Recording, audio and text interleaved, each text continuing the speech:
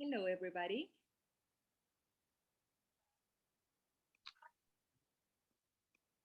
Hello, we are going to start. My name is Daniela Sepúlveda, and this afternoon I have the honor of presenting our second faculty talk of the spring semester 2022. Today, Professor Jane Sumner is joining us. Professor Sumner is an assistant professor of political science at the University of Minnesota. She specializes in research methods, political economy, and how companies and their decisions influence politics in general. She received her PhD from Emory University in 2016. And before starting this talk, I would like to remind you that this session will be recorded. So, well, that's all. Once again, thank you all so much for coming. And Professor Sumner, please, when you wish. Hi, everybody. Not a big group, and I know all of you except one person in the room. So hi. I don't have a great deal prepared, so my intention here is I'm going to give you a brief overview of who I am and what I do. I'm going to answer those questions that were posted on the flyer, tell some stories, and then sort of open it up. So this is not like Q&A. This is not going to be a conventional research talk. I don't have slides. So yeah, that's what I have. Hopefully we have enough time if any of you have any questions about literally anything, I'm happy to answer them. So yeah, I'm Jane Sumner. My sort of brief background, I grew up in Metro Detroit. So I grew up in Royal Oak, Michigan, which is right outside of Detroit. It's just north. I went to the University of Michigan for my bachelor's degree. I began as a chemical engineering student. I failed organic chemistry. I dropped out of engineering school. I didn't want to retake it. I may have set some records for like the longest distance walked while crying on that campus that day, I think probably.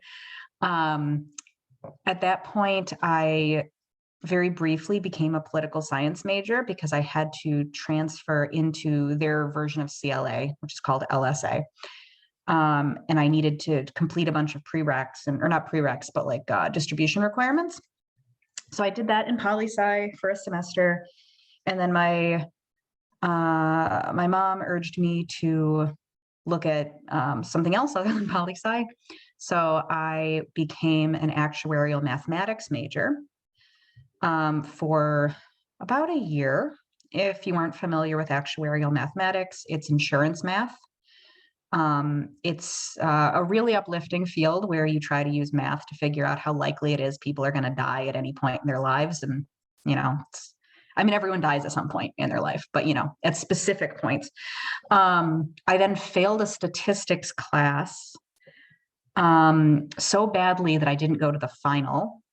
I think I've told Devin this story, but I figured out like 2/3 of the way through the semester that there was no plausible way that I was going to pass the class because I could have gotten a perfect score on every remaining assignment and still gotten an F. So I emailed the professor and I said, it looks like there's no plausible way I can pass this class, so I'm not going to come anymore because there was no way to withdraw at that point. And he emailed me back and he said, yeah, that's right. Have a good life. And so I didn't go to class the rest of the semester. And instead of going to the final, I took a couple more shifts at Panera. And then I just wanted to get a degree because that was the end of my third year. And I didn't want to be in college for 5 years because I did not want any more debt than I had already taken on. And so I ended up calling someone I knew who I had been a research assistant for when I transferred over from engineering. It was a graduate student whose part of her job was doing advising. Undergrad advising was done by grad students there within poli-sci. And she had hired me to do some coding work because I had been in engineering school, and engineering students at Michigan are required to take a class in programming.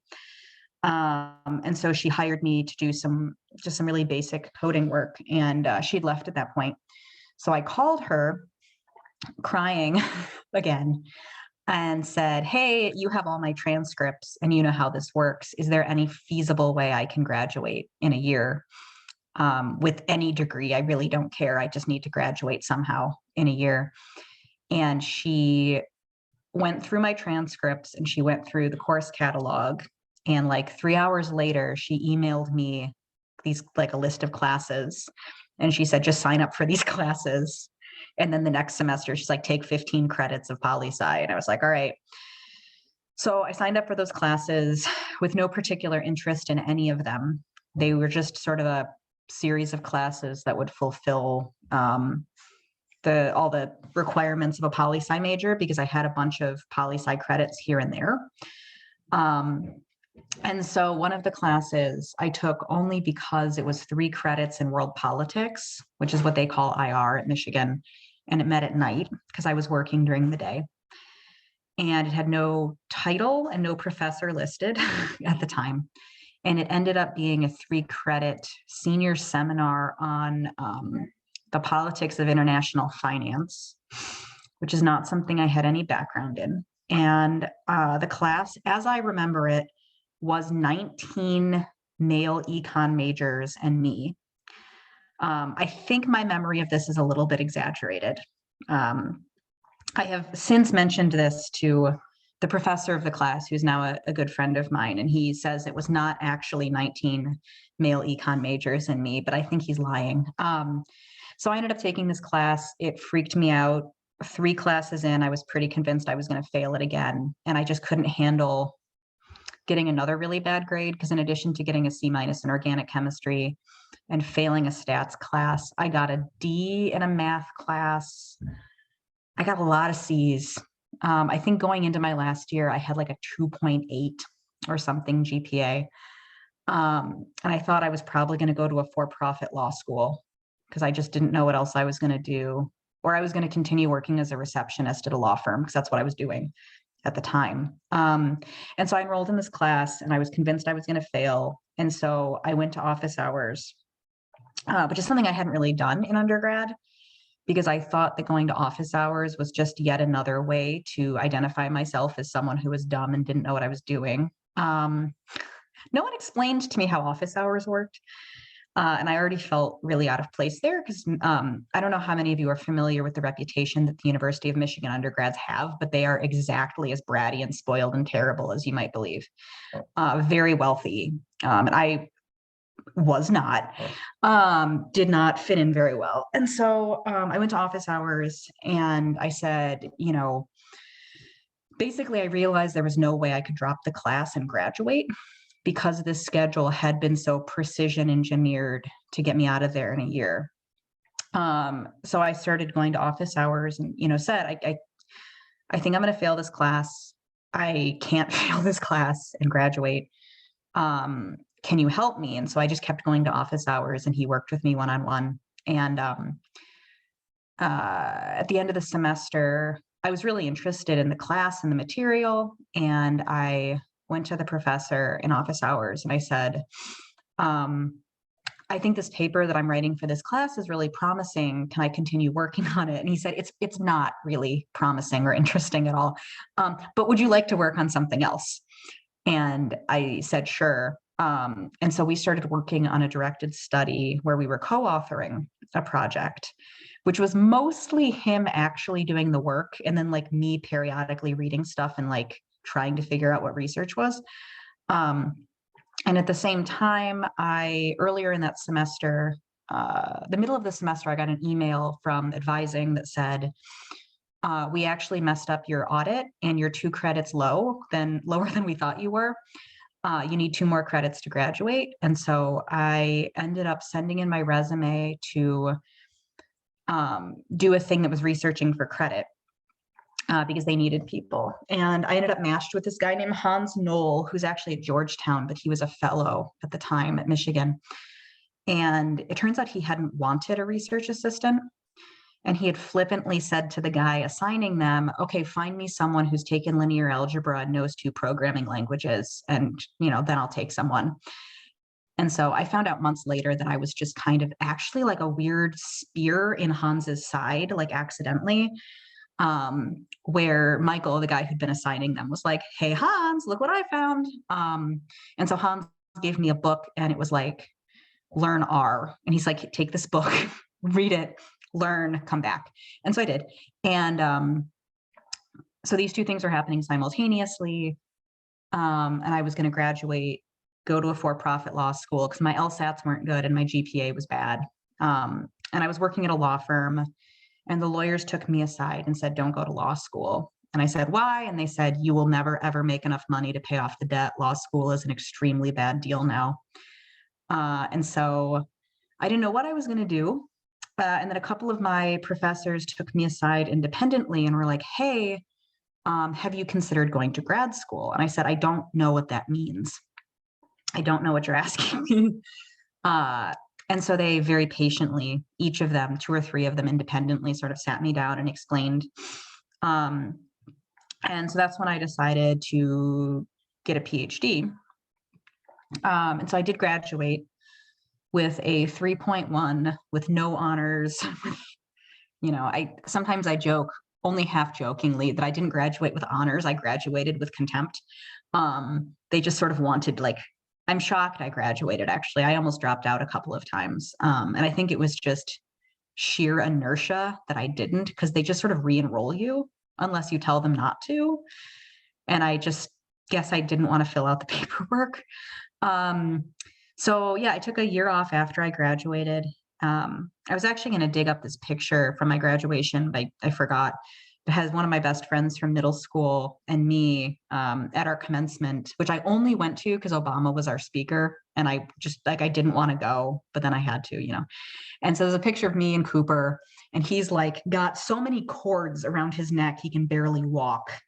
And I'm just like, ha ha ha, somehow I graduated in this robe I borrowed from someone. I don't know what I'm doing. So I took a year off after undergrad to apply to PhD programs. They're very expensive to apply to, and no one told me that there were fee waivers. Just a long list of things no one ever told me. So I took a second job working at Jimmy John's in the evening.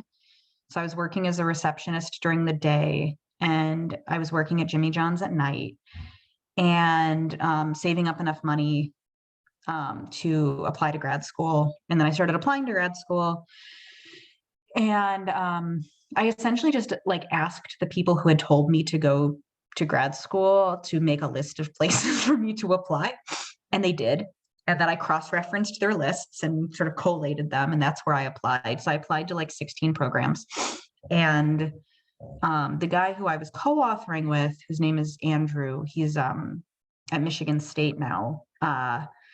He basically said to me, your profile is so weird between your like low GPA and your like not especially glowing standardized test scores. But like I knew R, and I graduated one class short of a math minor. I actually had to drop that class because my rent went up and I needed to pick up more hours at work. And the only time I could do it was at like the same time as this class. And so I dropped the math class. And so he's like, well, you could get in everywhere or you could get in nowhere. And those would both be equally reasonable, things to happen. So I applied to 16 PhD programs. I got rejected from the University of Minnesota, which I will keep reminding people until I die. I have a letter somewhere. I think possibly from John Freeman rejecting me from this program. I need to go find that. I got into a handful of schools. I got into my first choice, which was Washington University in St. Louis. That was my first choice because there was a guy there who was doing work that was very close to what I wanted to do. So this international finance class had made me very interested in foreign investment and investor protection laws. And so I toured. The nice thing about applying to PhD programs is in a non-pandemic time, they usually pay for you to go tour the program. So they fly you out, they put you either in a hotel if it's a private school or in a grad student's apartment if it's a public school. And so I went to this WashU visit and I was so uncomfortable because it felt so stuck up that I decided not to go there because I just didn't feel comfortable. So I ended up going to Emory, which is in Atlanta, which was a great place to spend my 20s. Atlanta is a lovely place and Emory is very nice. And I went there and I was supposed to do this very like hardcore IR flows of capital across borders kind of research. And the guy that I was paired with, who was supposed to advise me, we didn't get along very well. So he interrupted me constantly. He frequently told me that my ideas were bad and that I should study financial crisis contagion in Europe. To which I was like, but I'm not interested in financial crises or Europe. Like, neither of these things are interesting to me. And so I considered dropping out of the PhD at that point, because I sort of thought, well, if my ideas aren't any good and I don't get along with my advisor, maybe I should do something else. And I ended up taking a directed study in comparative political economy with Jennifer Gandhi, who's specializes in autocratic politics. And I found that the ways that she gave feedback worked a lot better for me. So the thing about being a first-year PhD student is that all of your ideas are bad. That is actually part of being a first-year PhD student, is having bad ideas. No offense or anything. But the thing I was told, which I think is really good advice, is that a good advisor makes you feel, a bad advisor makes you feel like you did badly and you should quit. A good advisor makes you feel like you did badly and can do better. And so she was very good at pulling out the kernels of good ideas from the giant heaps of bad ideas. And so I ended up moving over and working with her, and my research moved in a direction that was much more focused on comparative politics and the effects of investment on individual people. So my dissertation was and businesses. I've always been very interested in the role that businesses play in politics, and that's still what most of my research is about. So I ended up writing my dissertation about how corporate philanthropy influences intergovernmental financial transfers in China and India. So yeah, I finished there in 2016, and I started here immediately afterward. Yeah, so that's sort of the long backstory. So now I was going to answer those questions. Does anybody have any questions about anything I said in the meantime?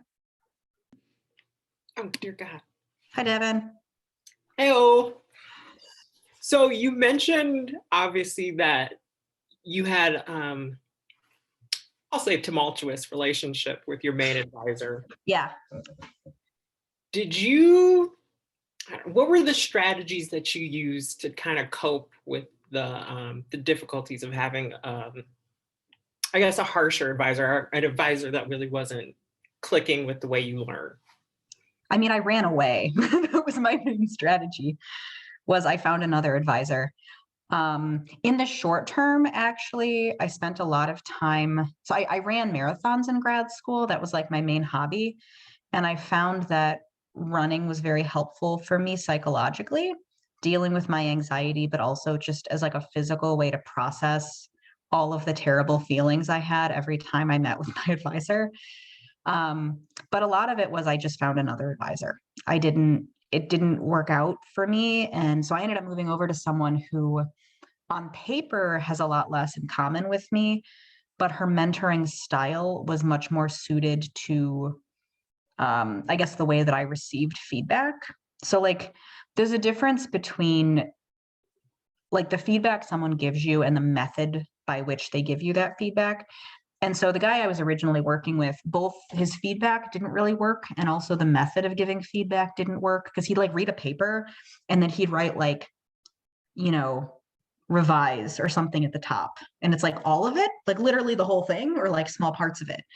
And so when Jen would read my work, it was more detailed, and she'd go through and be like, so this part is good. The next 3 pages we should probably just like get rid of entirely. And that was sort of how our relationship worked, and still works actually. And so, yeah, I mean, I ended up just moving advisors, and that was not something that I had set out to do, or something that I had realized was an option. But I realized as I sort of met with her in this directed study that like the way she talked about ideas and the way she gave feedback, but also I think the core of why she was interested in politics was similar to mine. So the guy that I was working with before, who I'm on pretty good terms with now, he actually, as an aside, a few years later, he was running like a seminar for the third years when I was in my 5th year of grad school. And he told one of the students that his ideas were bad and not political science. And then he stopped himself and he said, on the other hand, I said that to Jane and she has a job now. So, maybe he learned something, but he was someone who was very interested in sort of macro level interactions between countries, which is what IR mostly is. And I think it was working with him that made me realize that's not what I'm interested in. I'm not interested in how countries interact. I'm interested in how cross-border economic phenomena affect people. I'm not interested in countries. I'm interested in people. Countries can do whatever they want. It's not really interesting to me. They exist. That's probably good. But like, I'm not interested in them per se. And so I think that was a good learning experience for me. But ultimately, it was just recognizing that like, that relationship was not going to be good for me. And I mean, probably it wasn't great for him either, because I think he thought I was annoying. And I'm sure he still thinks my ideas are bad, which is fine. My book's coming out in June. I'll send him a copy with a big heart. But yeah, no, so that's the answer. I ran away both figuratively and literally. Any other questions? I had a comment. I was gonna say the chat is disabled, so I don't know if people would like prefer to type in there. But I like really appreciate like the experiences you've shared, because I've definitely heard just from my friends who are applying to PhD programs that they are very scared about that relationship with their advisor, and the retaliation and like where to go. So I was gonna ask, like, did you ever feel like you had to go beyond like obviously just like finding someone else, like there were like resources on your campus, or did you feel like kind of figuring out or like talking to your peers was a better route for you to like deal with the mentoring relationship, you mean? Yeah. Mm-hmm. I never really thought about other resources on campus. Later on, one of my friends had a really bad incident with one of her advisors, which is how I found out that there was an ombuds person who actually is like helps to deal with those things. And actually, I had dealt with the University of Michigan ombuds person, whatever you call them, because there was a cheating scandal in one of the classes that I was in, the stats class I failed. And that's how I found out that the ombuds person existed. When I went there and was like, I failed because I failed, but you should probably know that half the class all pooled their money to send their homework to India. Which incidentally, the professor knew and told us and was like, but I guess I can't do anything about it. Yeah, right, Devin? I see that face. Yeah. But no, it never really occurred to me to go above the department. I mean, one of the interesting things and sort of bad things about being a grad student is that you're in this weird position where you're not really an employee, but you're also not really a student. And so HR is not exactly there for you, but also like, I mean, you're in just this weird limbo. So mostly it was talking to my peers and just getting sort of a sense of who worked well with whom, right? There was no one, I think, on faculty in my department in grad school who was just like overtly toxic and a bad person. It was more just an issue of mismatches in personality and mismatches in communication style. And so there was never anything where it's like I was going to report anyone for anything, because there was really nothing going on that was like bad per se. It was just stuff that was like bad for me personally.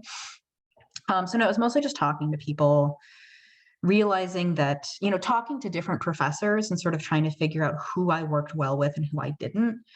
One thing that I often tell PhD students, especially when they're looking at PhD programs, is it's probably better to have a match with someone who like you get along with and you can deal with the way they give feedback, more so than it is to have a match with someone who is like in exactly your area. Because like the person who's exactly in your area can still be on your committee and can still help, but like your main advisor is the person who's sort of running everything, depending on how your relationship with your advisor is and how your committee works. But they're like your point person for everything, like not only the substance, the theory, the methods, the data, but like the how-to and the day-to-day stuff. And so, you know, the way that sometimes I like to say this, which maybe I need to come up with a better way to say this because I think this scares people, is that you really want to find an advisor who you feel like you would feel comfortable with them telling you you're wrong for 5 to 7 years, because that's kind of what you're signing up for. Not because they're bad, but because the whole process of getting a PhD is really like it's like an apprenticeship, and you're learning as you go. So you're gonna do a lot of things wrong and you're gonna do a lot of work that is bad. And that's not because you're bad, it's because that's part of the process of learning, right? One of the faculty members that I really liked when I was in grad school, who was like very quotable, just like generally speaking, said once, this is something like, this is a PhD program. We're here to teach you. It's not a credentialing program. Like if the point was just for us to say, yes, you're very smart, here's a gold star, you wouldn't be here. Like the point is we're trying to teach you. One thing that's good about political science and about, I think, the social sciences more generally, maybe psych is not like this, is that we are not a lab-based discipline. So if you're applying for grad school in computer science or chemistry or whatever, you are applying to work with a faculty member. And depending on the program that you're in, you might just be doomed if you don't get along. Because that faculty member, you know, you're on their grant and that's what's paying your rent. And that can be either very good or very bad. In poli-sci, and I think this is also true of sociology and many other sort of social science disciplines, it isn't like that. You're not really applying to work with a person. And in fact, it's usually better to not apply to work with a specific person because people leave, you know, not a lot, but it happens. It's almost better to think about it as a team. Like you want to be mentored by the whole team or some like significant percentage of the team. But yeah, I think I strayed a bit off the path there, but.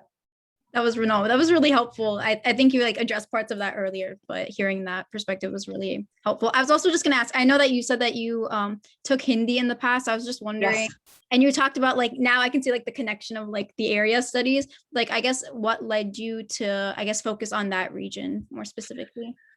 So the fact that I took Hindi is actually completely unrelated from my focus on India in grad school, because of course, English is one of the national governmental languages in India. So all of the data, everything's in English. There were a handful of times when it was useful to be able to read Hindi because the Hindi websites were different from the English websites in subtle ways. But my Hindi is bad, like so bad. So the reason that I selected, it was India, China, actually, and Indonesia. Indonesia? Ugh, it's sad that I can't remember. Originally, it was India, China, Indonesia, and the Philippines. And I dropped either Indonesia or the Philippines, but I can't remember anymore which one, which says something about my memory. The reason for the case selection was actually not the area. It was that I was really, the scope conditions of the theory were that I was looking at large countries that had a lot of multinational investment. And so originally I was looking at China, India, Indonesia, Nigeria, South Africa, Brazil, Argentina. I think that was it. I think that was my original sample. And just due to time constraints and the fact that I had to collect a lot of data by hand, I ended up limiting it. And it seemed to make the most sense to limit it to one region of the world rather than focusing on like Nigeria and China. And so that was the rationale behind the case selection. The other thing is that I really needed to work with, because of the way that the theory was structured, I really needed to work with countries that had a very strong multi-level governance structure. And China and India both sort of have among the I don't want to say the strongest because that's not the word I'm looking at for, but China is very well known in political science for having this 5-tier governmental system with very well-defined tasks at each level. And India is federal. So India delegates a lot of things to the states.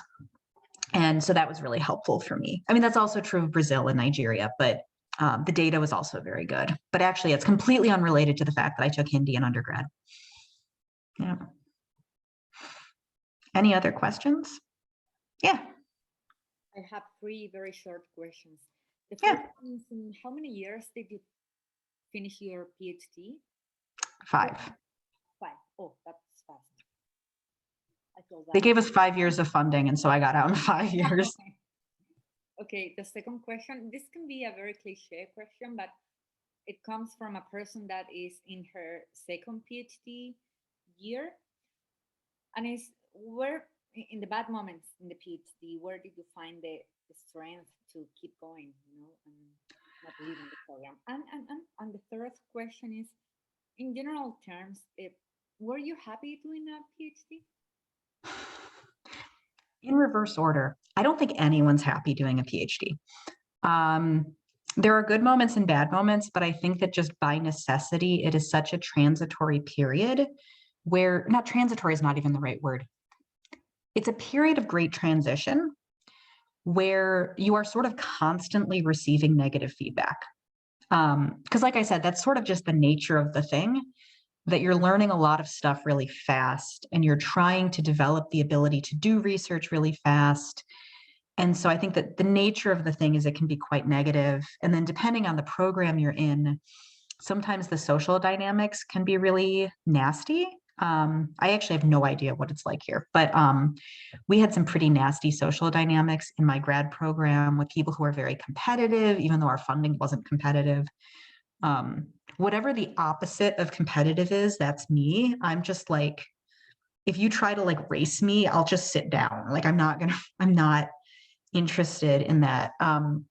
And so that dynamic did not work for me. So no, I mean, like I had good and bad moments, and I found that I really liked the research I was doing.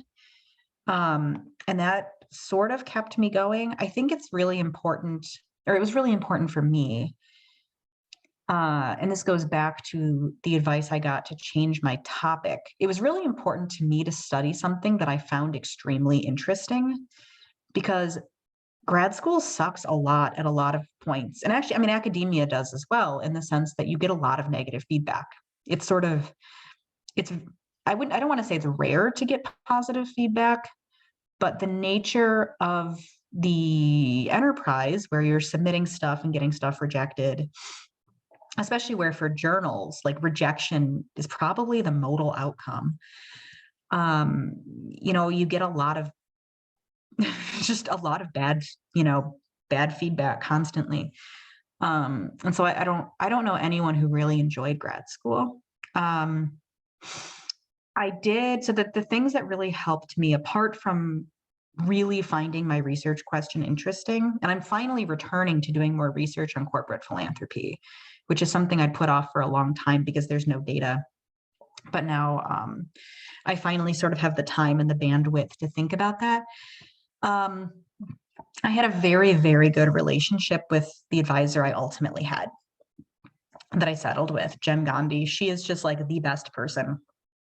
And, you know, there were times when I would just text her and be like, I think I'm dropping out, or I'd email her and I'd be like, I can't, this sucks, I'm done. And she would just like immediately call me and she's like, meet me, we're getting coffee, we're going to figure this out. So she was very like good at problem solving. Also, when I was sort of really tied up in the petty social dynamic issues, she would periodically gossip with me just enough to validate my feelings, which was nice.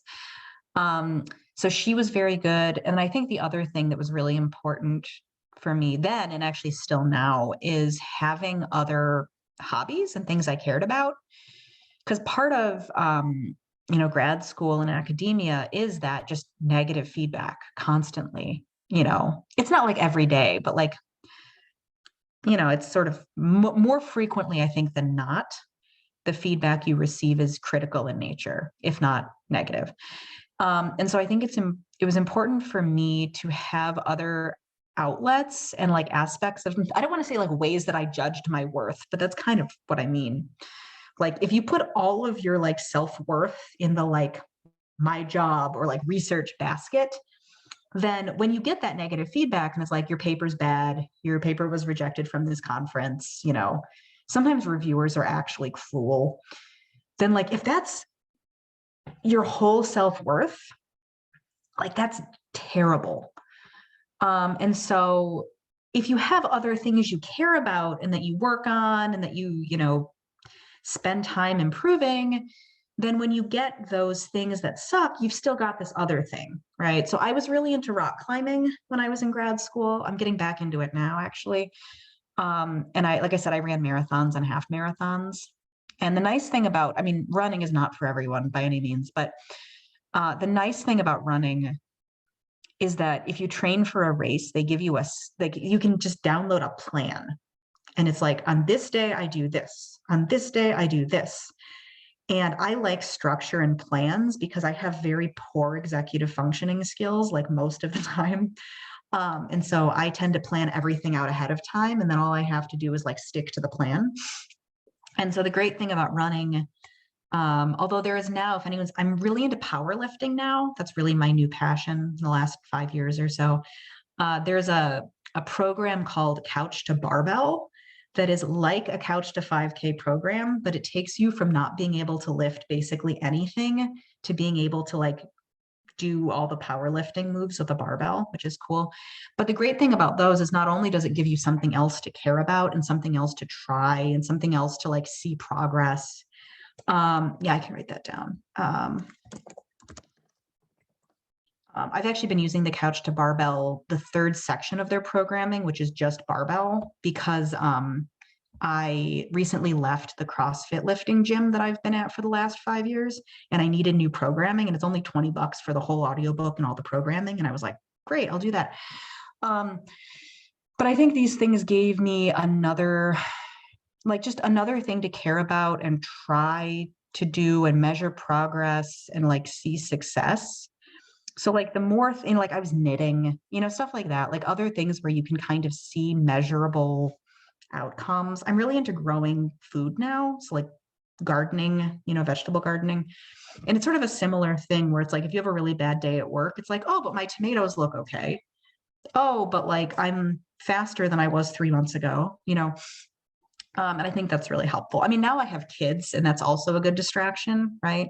Not that I recommend having children for psychological reasons, but, you know, so those are really my big pieces of advice, you know, and if you know, you don't need to have a great relationship with your primary research advisor, but it's useful to sort of diversify your like mentoring portfolio in a sense. And, you know, maybe you can have an informal mentor who's just really good at dealing with interpersonal situations, or someone who will talk with you about, you know, preparing for conferences, you know, stuff like that. The Midwest Political Science Association meeting is coming up in 3 weeks. And that was always a huge source of stress for me because I have panic attacks in crowds and it's a very crowded space always. And so anyway, if anyone ever needs someone to tell you where all of the good bathrooms are to hide in the Palmer House Hilton in Chicago, I have a mental map. Many of them have outlets and you can just sit there and just be quiet and it's great. But yeah, so I think those are my answers, sort of like, you know, finding other things to care about and finding people who can mentor you through things. But I don't think anyone likes PhD programs. I have other like less productive things to say about that, in the sense that I think some places are, there's, you know, certain departments and certain faculty mentors who are, I think, less productive in their feedback to people and sort of more toxic generally. And so people in those programs, I think, tend to have an even worse time, but as a general statement. I have one more question. So as an international student, I can tell that here in America, there's a lot of questions towards students trying to get a PhD to find a job outside the academia. That is like very bad here. So that's the notion I have. What do you think about that? I mean, about whether it's sort of bad to get a job outside of academia or get a PhD for that purpose, or? Yeah, I mean, yeah. What do you think about that? So the grad program I went to produces a ton of people who don't go into academia. So I'm probably very far to the like, yeah, that's fine spectrum. Because of the people in my cohort, I think only 3 of the 9 of us even tried to get academic jobs. One of the guys is at Instagram now. One of the guys I think works for he's working for USAID. I think my friend Rick is. One of my friends is a lobbyist. She realized that there's no way to make enough money to support her lifestyle as a professor. So kudos to her for figuring out the highest paying job you can get with a PhD. So, I mean, my sort of general stance on whether it's a good idea to get a PhD or not, specifically for poli-sci, I can't really speak to any other field. And I think in the humanities, especially, this is a very different story. It's a good idea to get a PhD if you want to get a PhD, and you're able to live on the stipend that you have without going into debt for however long it takes you to finish. It's a great thing to do if you are generally curious and you want to learn more and you want to do research, and that might lead you to getting a professorial position. It might lead you to working in Silicon Valley. It could lead a lot of different places because it gives you skills that are specific to doing a particular type of research. So I definitely don't feel like there should be a stigma to applying to PhD programs and getting a PhD for the purpose of doing something else. You have one life. Live it for yourself. Don't live it for people who are judgmental of your life choices.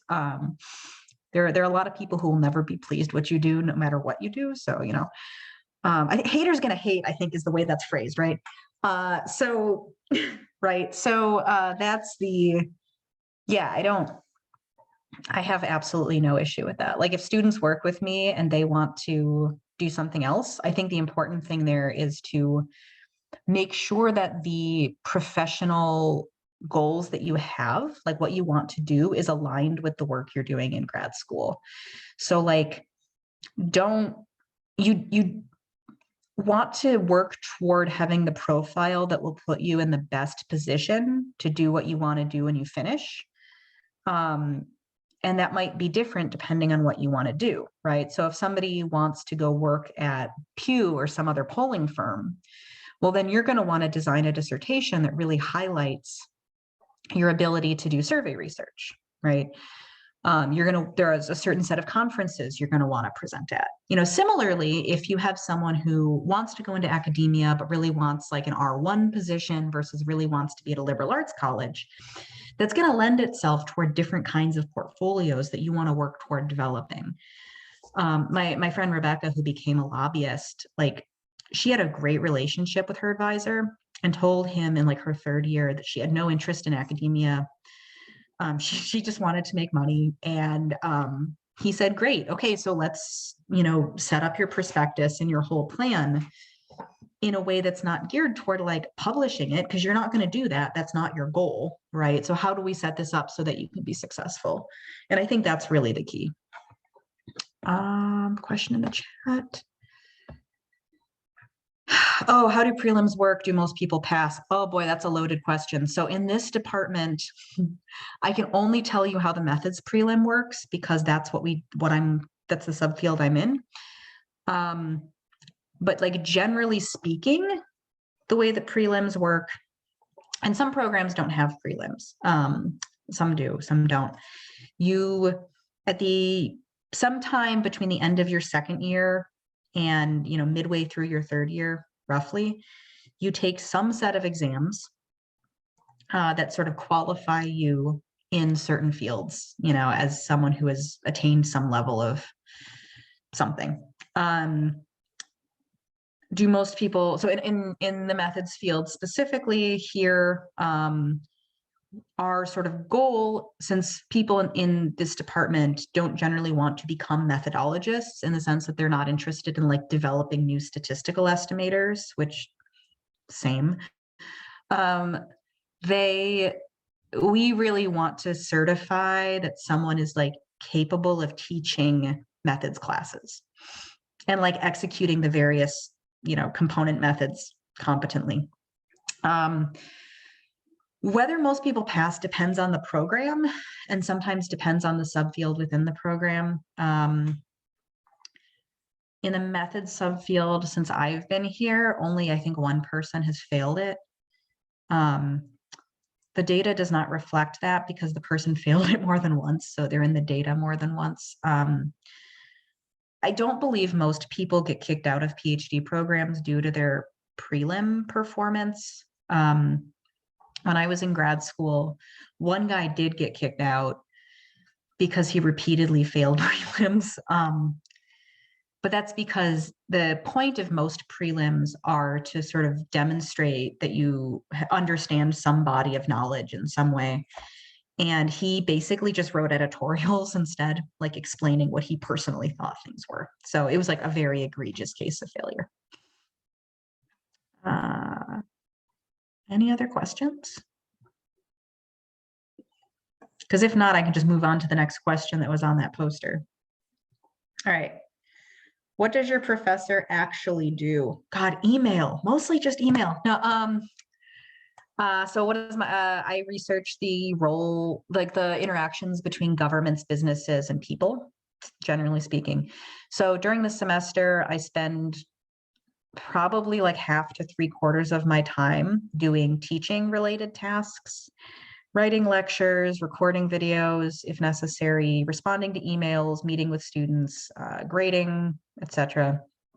And then the rest of my time is spent doing research and some administrative tasks. So within academic departments, a lot of things are run by professors administratively. So admissions to grad programs, like the undergrad awards, that's a committee that professors sit on. I forget which committees I'm on right now. I'm on the CLA Europe committee, which calling it a committee is a little misleading because it's 2 people. Yeah, and so the rest of the time I spend doing research. So my research can look all kinds of different ways depending on what project I'm working on.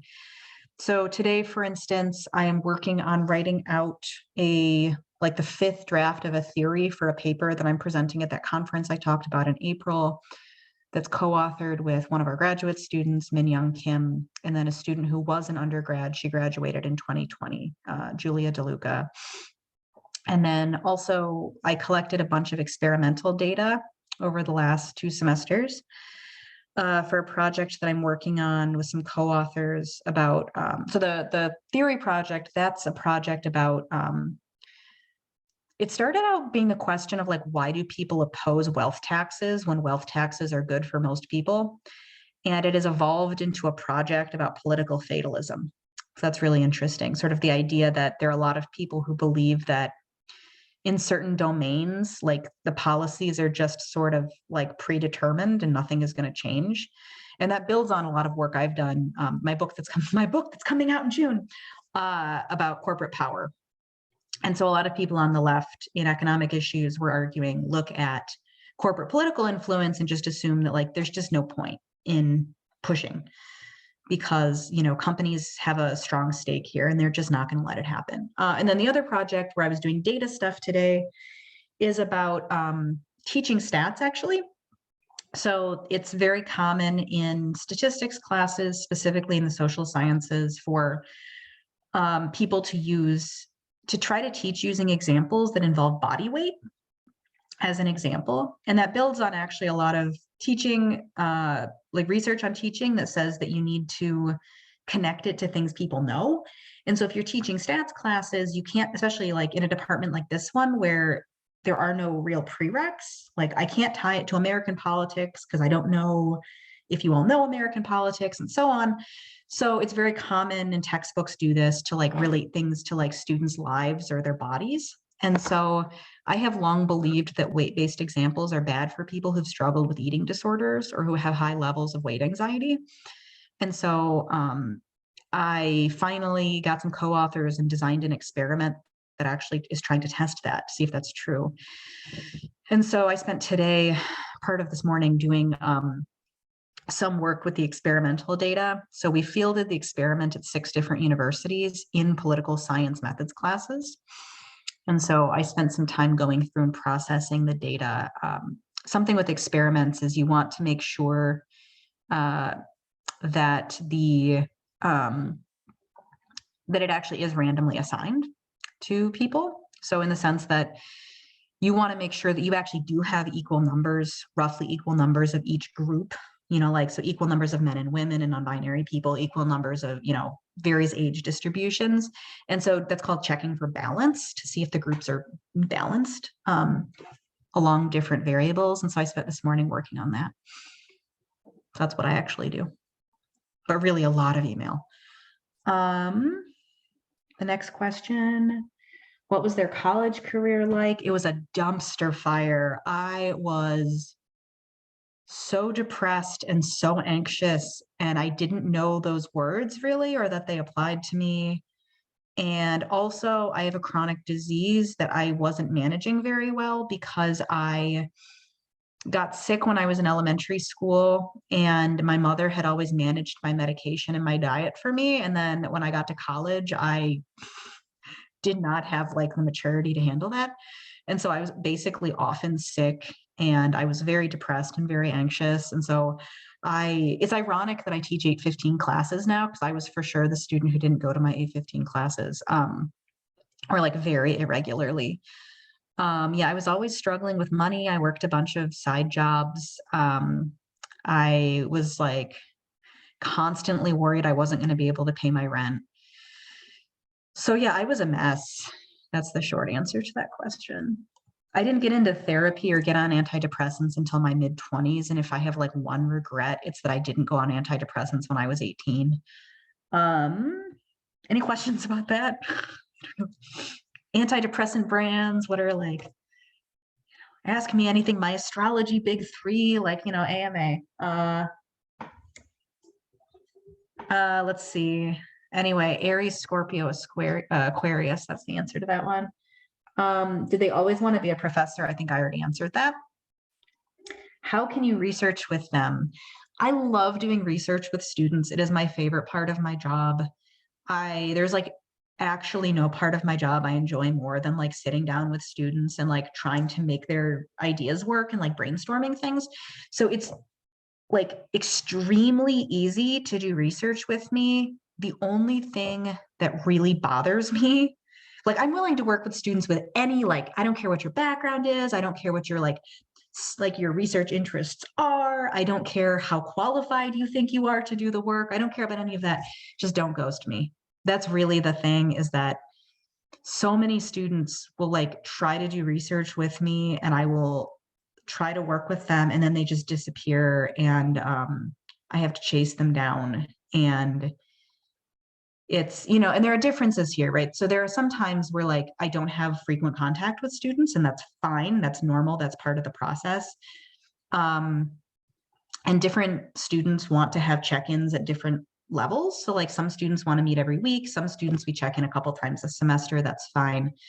But I had a student through DFRAX. I had 2 students through DFRAX, the Dean's Freshman Research and Creative whatever program, who just completely disappeared and wouldn't respond to any of my emails. And it was just very stressful for me. So that's really the only thing. But otherwise, I really like working with students on research. I teach 3085 every semester, in large part because I really enjoy sitting down with students and trying to figure out how to make the ideas work. I'm on the UROP committee for CLA, so I help to facilitate, you know, who gets UROP money. The answer is like everyone. That's like the best kept secret. Everyone gets UROP money, at least in CLA, unless your proposal is really just like incredibly bad. But like, generally speaking, almost everyone gets UROP money. So yeah, it's very easy to do research with me. I take on students for directed studies. I have done Europe before. I participate in the DERP program through the department. I participate in the DFRAX program through CLA. I just sent an email this morning to the department chair asking if I can create a new service position, which is the director of undergrad research, because I want to apply for grants to get money for undergrad students to be able to like actually do research, like do surveys and stuff like that, which is right now there's really no, I mean, there are a couple of funds, right, Kirsten, here and there, but they're not substantial, and they're very small. So whenever I have students who want to do like a survey experiment online that's not in 3085, I have to like either use my own research money or send a lot of emails or whatever. I have this former student going with me to this conference, and I don't believe fundamentally that undergrads should ever have to pay their way to conferences. So I'm just paying for it, but I really wish there was a fund for that. So yeah, that's the answer. I mean, if you want to do research with me, just email me. I don't like taking on research assistants who are not receiving something out of it. So either money or credit. I think there are ethical issues there. Even if students think that they're getting experience, which is probably true, it's still that feels a little exploitative to me. And so generally speaking, I pay students if I have the money, or I try to funnel you to a program that will pay you or give you credit. So I usually don't take on students if they don't receive anything of material use out of the thing. But I really I like to help, and I'm here to help do research, and that's sort of the role I play in the department. I mean, other people play that role as well. I don't mean to imply I'm the only person who does that, but that's a role that I play. So like if you're interested in doing research, I am always interested in sort of trying to hook people up. The other reason I want there to be a director of undergrad research program is because right now, and this goes back to the questions about mentoring, I guess, to some degree, it's very hard to match undergrads who want to do research with faculty who want to work with undergrads. I mean, if you've ever tried to find someone to work with, it's just sort of like a process of finding someone you think you like and then sending weird emails. And that is just very awkward. And it would be really useful if, and I've tried to push this before, but I think if I actually had like a role, I could do this, to just actually maintain a system where I can have a list of everyone who wants an undergrad to work with, and all the undergrads who are interested. And we do this for the DERP program, but we need something that's bigger than that, you know? And so anyway, I would really like to facilitate that, because the other thing, we were in the Europe meeting yesterday, and psych and speech, language, and hearing sciences, they do a great job of getting students into Europe because they're lab-based. And so it creates an infrastructure for students to match with professors and then maintain these long-term relationships. And we don't have that infrastructure because we're not a lab-based discipline. So it's not like psych where you're assigned to work with a professor and then you sort of work in their lab and, you know, work your way up. We don't have that. And so there isn't really a good system apart from like students being really persistent to like maintain those relationships. And that's an awful lot to ask. You all have a lot on your plates. So I really want there to be some kind of broader, I feel like I'm running for like class president or something, but like, I really want there to be some like broader infrastructure that would permit this to happen. Because I feel like research is really fun. It can be really fun, and it can also be really painful. Focus on the fun.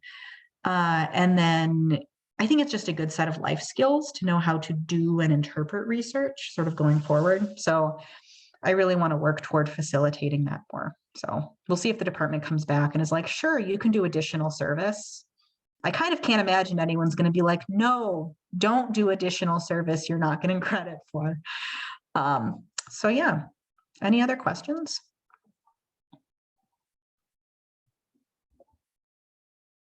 Yeah, if you want to do research, just email me.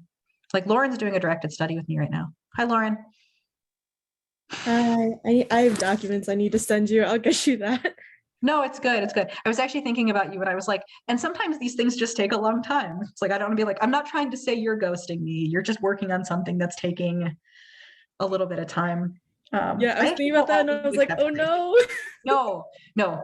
So ghosting me is specifically when I email you several times and you stop responding to my emails. That's really when I'm like, this is getting too hard. And then I get worried. And then I literally like get very upset because I'm like, I hope they're okay. And I don't have any way to deal with this. And I'm an empath, you know. Yeah, Any I other have questions? catching up to do, but I will send that stuff to you. No, it's cool. It's cool. This is, yeah, it's fine. You're good. I guess I did have a question. So I'm doing research separate from your research right now, and it's definitely getting like pounded on by the real world because like I was supposed to interview teachers and teachers are on strike. Right. And so thinking about that of like, how do you navigate like real world? Because like as students, we usually like research from like, we look online or we read books, but we don't really like do field work. How do you like manage those things of like, oh no, like this thing happened out of my control and it might get screwed with my research? Yeah. So I'm not the best person to answer that. Well, in some ways, I'm not the best person to answer that question. And in other ways, I'm kind of the ideal person to answer that question. So I don't do field work. But the reason I don't do field work is because I have a chronic disease that makes it very hard for me to spend a long period of time in many parts of the world because I can't get medication ahead of time. And so I have ulcerative colitis. I'm not trying to be secretive about this, but like that's like on the list of like the Peace Corps diseases that disqualify you from joining the Peace Corps because they can't guarantee you access to treatment. And so I never did field work. I have to like very carefully manage my diet. That's really hard to do in places where I don't speak the language, blah, blah, blah. And also now I have 2 little kids, which makes it very like hard personally for me to do field work, although certainly people with children do field work. So, I've never in some ways encountered that problem just because other life, like aspects of my life have kind of ruled me out from doing field work. But the answer is sometimes you have to sort of find a creative way to pivot, and the pivoting can go a lot of different ways. So like if you're already at a point where you've like firmly developed the theory and it's just like, oh, the site is closed, or, oh, I can't do the interviews, you might need to pivot to another data source. So you can't interview teachers, but maybe you could, I don't actually know a ton about your Europe project, unfortunately. You've talked to me about it, but like not enough for me to give like concrete ideas here. But maybe you want to look at, social media data in forums that teachers, frequent. Maybe you want to look at the content of, things that have been discussed by, some industry group or whatever. The AEA, what is the educators group, right? Maybe there are different data sources you could use that would give you some of the same insights, but in a different way. And then if you're, I think that's sort of the position you're in. But if you're at a project that's earlier on, sometimes you might need to pivot the theory to look at something slightly different. Sometimes you can look at the same theory, but so this goes to those of you who've taken 3085 with me. One of the things I say a few times at the beginning of the class is that one theory can have, infinitely many hypotheses. And you might be testing one hypothesis that naturally lends itself to a particular research design and data source, but it might be the case that the theory you're working on actually has several other hypotheses that you could actually test in another way. So like my dissertation, the ideal data source would have been sort of systematic data on corporate philanthropy, and that doesn't exist. There is no data on that at all. There still is no data on that. That's sort of my next big project. But, I ended up just trying to come up with other hypotheses of the theory where I could test things that were about, intergovernmental financial flows, or, what would this theory imply for this other thing that I can study, more easily. So there's just sometimes a kind of pivot that has to take place. I mean, this is happening to a lot of people right now who do field work in, Ukraine. Joseph will then say, I don't know if any of you have ever taken classes with Joseph. He's one of my good friends. I was actually at a coffee shop working with him this morning, and he was telling me that, so a lot of his work is about Ethiopia. And because, Ethiopia is an active conflict zone right now, he doesn't know if he's going to be able to go back. He doesn't know if the archives will be open. And so he's sort of pivoting his research accordingly. So I'm happy to chat with you about this at some point if you want to, I know you're working with Scott, right? Yes. Right. We've like talked about alternatives of things that might be able to happen, but it's kind of just like reflecting on the process of, oh yeah, no, I didn't think that was gonna happen. Like I didn't think that they were gonna go on strike, but that's an interesting thing to consider and maybe plan for, even though you can't really plan for that. And sort You of can pick it with them and ask them questions. that's true, but I like none of their districts are like, they're like, we can't help you at this moment. No, that's fair. There are a lot of, I'm happy to sort of, one of the things I really like doing is thinking about unconventional data sources. So I'm happy to sort of chat with you about that if you want. Yeah. Okay, cool. Yep. Anything else? If there's time, you are the only person I don't know. Hi. Hi. It's probably because I feel like everybody else here is either like a grad student or close to being one. But I'm a freshman here Welcome. at U of M, and thank you. Yeah, and I joined just because I wanted to join this faculty Friday because I just thought that what you were doing was like interesting to me, and I'm just trying to figure out what I like and what I'm interested in. And so in terms of research, like where do you start? How do you figure out like what you might want to research? How do you like start brainstorming? And yeah, there are so many different ways. So, but it can be like really intimidating, right? Because the answer is like, what's interesting? Everything. So one way people figure this out is by taking classes and figuring out sort of what issues are interesting to them in classes. Some people just think about the world and like what kinds of news stories draw your attention and make you interested to read them. What kind of things do you like reading about in your free time? What sorts of stories are compelling? What do you think is just really necessary to understand? What's confusing? What's puzzling? That can be a good way to sort of narrow down like areas of interest. And from there, specific questions, it can really help to sort of work with someone to like chat about ideas. Writing research questions and developing decent research questions can be really hard. In general, like for everyone, but especially when you're trying to start out, because it's just a really hard thing to do. It's really like squishy and weird and wiggly and hard, difficult. So it can help to like, just meet with a professor you like and have them sort of help you work through it. Like one thing, so I teach 3085 every single semester, which is the research design and intro quant class or whatever. I forget what that class is actually called. And quantitative analysis, Jane. Thank you. Thank you. I talk about it all the time. Great. I have no idea what the class is called. That in that class, I often end up meeting with students who are just like in a complete panic and they're like, I don't know what to do. I don't know how this works. And, I can have I've done this twice in this week where I've had like literally a 10-minute Zoom with someone where I was like, okay, so what's interesting to you? Okay, so what do you think's going on? And then I have like a Google Doc and I just write as they talk. And I'm like, so here's your question. You just said this. It was like in the words you said.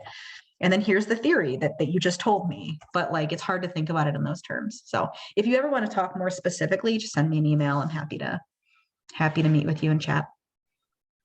sounds good. Thank you. Yeah. I think if there's time, I have time for like one more, and then I have to like race on my bike across town to go get allergy shots.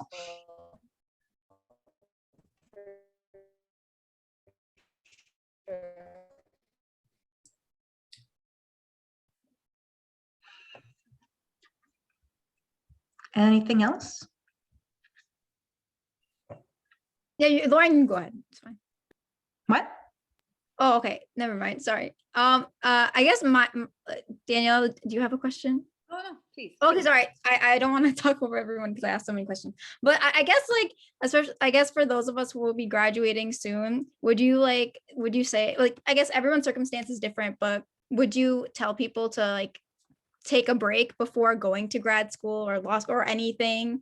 I've heard some teachers say that, but then yeah, I just wanted to hear your advice. Yes, 100% yes, unequivocally.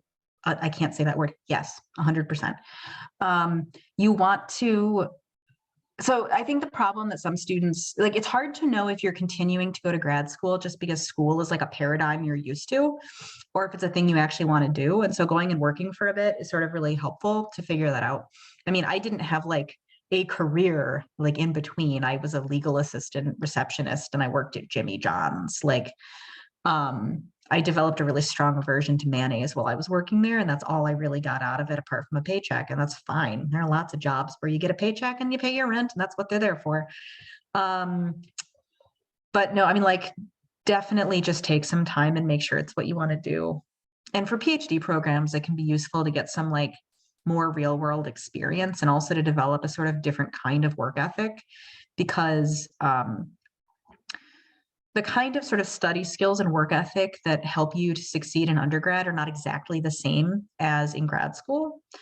It's just sort of a different structure, and it helps to think about it more like you would think about it a 9-to-5 job. You don't really actually work 9 to 5, but yeah, I would definitely just go get a job, any job. Thank you. Yep, Devin. This is a really minor point, but you know, you mentioned some of these meetings where you're just kind of like listening to people typing up ways of like doing research or pursuing something. Say a political science student is losing steam in their last semester. Do you ever just meet with students and like reassure them that life isn't falling? Okay. Yeah, no, like all the time. Like, I feel like I'm like 20% research therapist now. Like, I mean, part of it is that I was such a disaster in undergrad, just like a complete mess, for some good reasons and some not good reasons. And like, it was really critical for me to just have this guy that I took this class with who just like, I don't know, was like willing to like humor me. He's still willing to humor me for the most part. That really set me to where I was. It was just like someone seeing me and thinking I had value when I didn't think I had value. I don't think he would have thought about it in that way, but like, I think that was really critical. And so that's a large part of like why I do what I do, you know, because like undergrad can be really hard and it can be really bad in a lot of ways. Sometimes for reasons that have to do with school and sometimes for reasons that have nothing at all to do with school, just like the period of your life that you're in. And so I'm like always more than happy to just sort of sit and chat, you know, if there's time. I didn't mean to like rush off from you the other day when I saw you. I was on my bike. I just had to go get my kids. No, I knew. I was like, she needs to grab her children. The I children. was actually going to email you to follow up on that, and I completely forgot because if I don't write it down on my to-do list immediately, it's just gone. So Yeah, I was out of breath anyways. Yeah. I couldn't really talk. Yeah. All right. Well, so speaking of biking, I have to go bike real fast across town to go get a shot so that the trees stop trying to kill me. So Thank you very trees much. and I, they're so pretty and so deadly. So, all right. Well, thank you all for taking the time. Seriously, feel free to email me, tell anyone to email me. I'm, you know, really happy to just sit and chat with people over a cup of coffee or on Zoom or whatever, you know. Sometimes everyone just needs someone who kind of knows what they're doing to say like, you're fine. It's okay. You know. All right. Well, thank you all for coming. Have a good weekend. And thanks, Daniela, for organizing. Thank you. See ya. You. Bye.